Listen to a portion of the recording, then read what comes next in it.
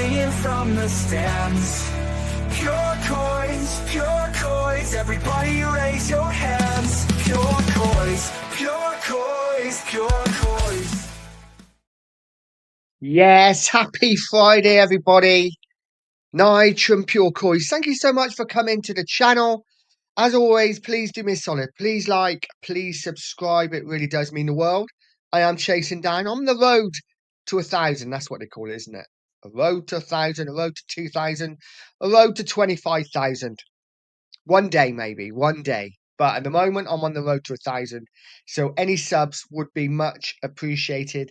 And hit that like. It's absolutely free. Likes go a long way. They're like currency to YouTubers.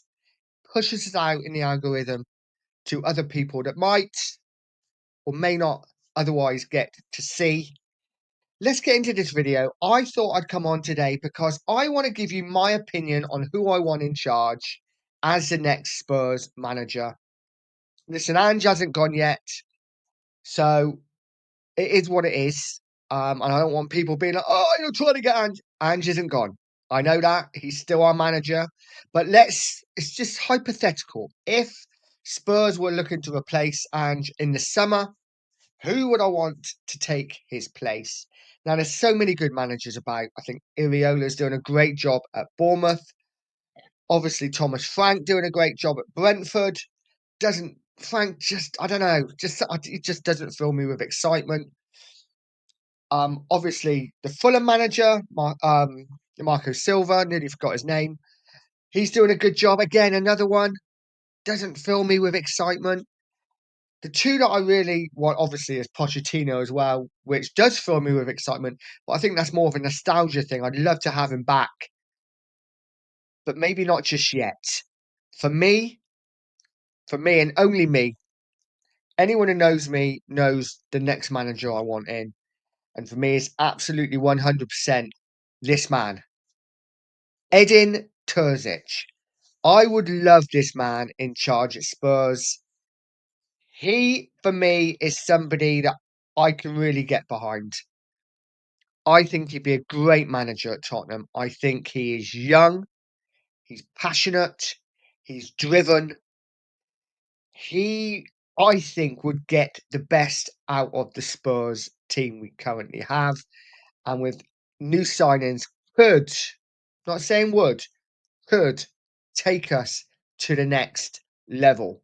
I mean, the next level is not a lot at the moment because we are so low, but I think he could do a fantastic job for Spurs. I hear a lot of fans saying, I've heard it over the last couple of weeks, oh, Terzic is defensive. He's a boring manager. He's negative. He played defensive football in the Champions League. No shit, Sherlock. He was Borussia Dortmund manager. Hardly one of Europe's greatest. You know, Dortmund are a good German side. They make no bones about it. They're one of the top 3 or 4 German sides. But they don't win a lot. You know, they're not a serial winning side. So, of course, he's going to play more defensive in the Champions League. He's up against Europe's best. Why? That's what I want from a manager, to play more defensive, more pragmatic football when we're up against the best sides in Europe. And guess what? It worked. They got to the Champions League final. Okay, they lost, but they got to the a bit like Spurs did. I mean, Spurs, when they got to the Championship, we kind of rode our luck quite a lot on the way there, but we weren't one of the fancy sides, and we got all the way. Terzic did exactly the same at Dortmund. They were not one of the fancy sides going into it, and they made their way all the way to the final, knocking out some big hitters along the way. And that has to go down to Edin Terzic and the fact he didn't just play one way. He changed according to his opponents.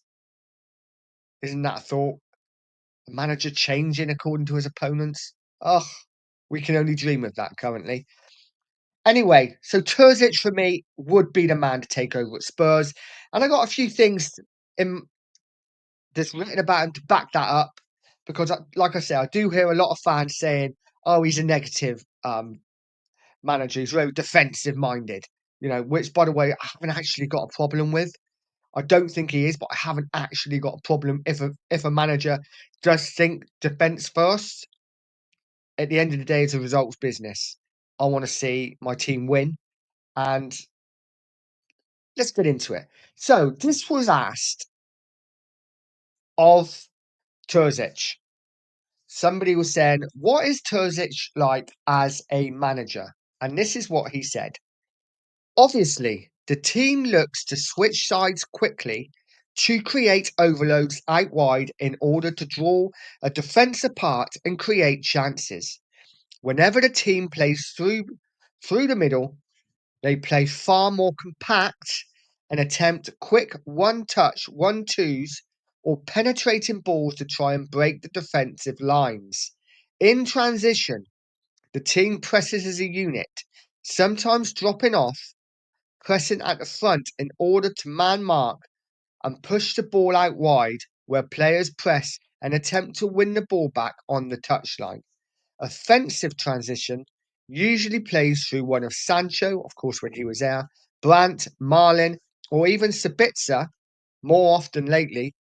In defence, the team sometimes forms a flat back five where Emery Can drops in between Nico and Mats in order to crowd the centre of the pitch, very much like Pochettino did.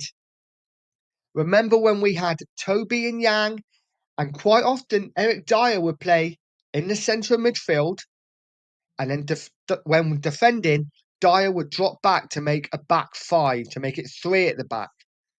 So Terzic very much in that Poch mode for me. When the ball is won back, whether by a save, goal kick, foul, or tackle, Matson will come centrally in order to provide more numbers and outlets in build-up, which minimises turnovers.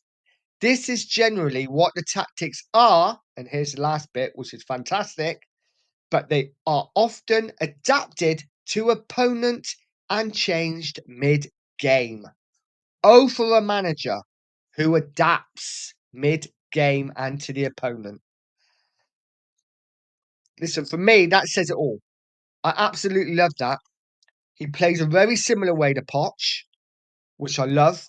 He's young, he's hungry, and he adapts during games. And then there's this. This has also been said. Well, this is quite small. And I'll read this out too. The game system is 4-2-3-1, which transforms into a 4-5-1 when not in possession. Width is an important detail for the Red Bull School coach, with even central defenders spreading out in width to open up the opposing team to find central space to serve the playmaker. We do have a playmaker somewhere in that squad. The midfield wingers alternate movements to attack the central and external spaces. The man behind the strikers is fundamental in the elasticity between the midfield and the attacking midfield. The striker must be good at pressing in the non-possession phase. Well, we have that in Solanke. And keep the opposing defenders down in the possession phase, ready to attack the depth. Basically, it is telling us that he likes his strikers to press. We have a pressing striker in Solanke. That he wouldn't need to change too much of what we have here. And that the attacking midfielder, the playmaker, is an integral part of his system. James Maddison. Now, a lot of people will moan about him. A lot of people says this guy's not good enough. But for me, he absolutely is. Build a side around James Maddison, we will see a lot better results. And Terzic teams play around a playmaker. For me, it's perfect. Listen, guys, this is just my opinion. Terzic is the man for me. I am going to stick my hat on it. Not currently, but I'm going to lay myself down and say, this is the man I want. I want Edin Terzic in charge. I totally get why some people wouldn't. Of course. You know, not everyone's going to want the same manager in charge. We've all got different opinions, and that's absolutely fine. But for me, I think Terzic could be a great manager at Spurs, could help take us to the next level. We will see. We will see, guys. Let me know in the comments what you think. Do you agree with Terzic? Is there someone else you want? Is Iriola the man? Let me know. Have a great day, guys. Enjoy the weekend. No Spurs. Cannot wait. And as always, stay positive, stay poised, and always stay Spurs. Pure Coys, singing from the stands.